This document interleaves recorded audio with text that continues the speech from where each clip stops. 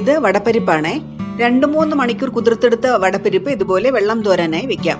ശേഷം അതിൽ നിന്ന് 2 സ്പൂൺ പരിപ്പ് മാറ്റി വെച്ചതിന് ശേഷം ബാക്കിയുള്ള മിക്സിയിലൊന്ന് തരിതരിപ്പായി അരിച്ചെടുക്കാം.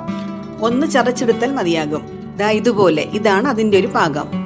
അരച്ചെടുത്തത് ഒരു പാത്രത്തിലേക്ക് മാറ്റി ചതച്ചെടുത്ത വറ്റൽമുളക്, ഉപ്പ്, പൊടിയായി എരിഞ്ഞെടുത്ത പച്ചമുളക്, കറിവേപ്പില, ഇഞ്ചി, സവാള, 1 സ്പൂൺ പെരിഞ്ചീരകം എന്നിവയും ചേർത്ത് നന്നായി ഇളക്കി യോജിപ്പിക്കാം.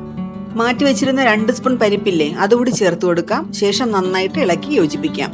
ഒരു 2 മിനിറ്റ് നന്നായിട്ട് ഇളക്കി കുഴച്ചെടുക്കണം.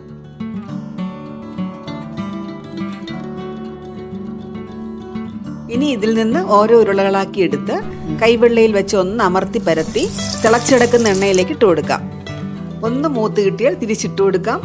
നന്നായി ചുവന്ന് കിട്ടിയാൽ കോരി എടുക്കാം. രുചികരമായ പരിപ്പ് വട ഇങ്ങനെ തയ്യാറാക്കാം.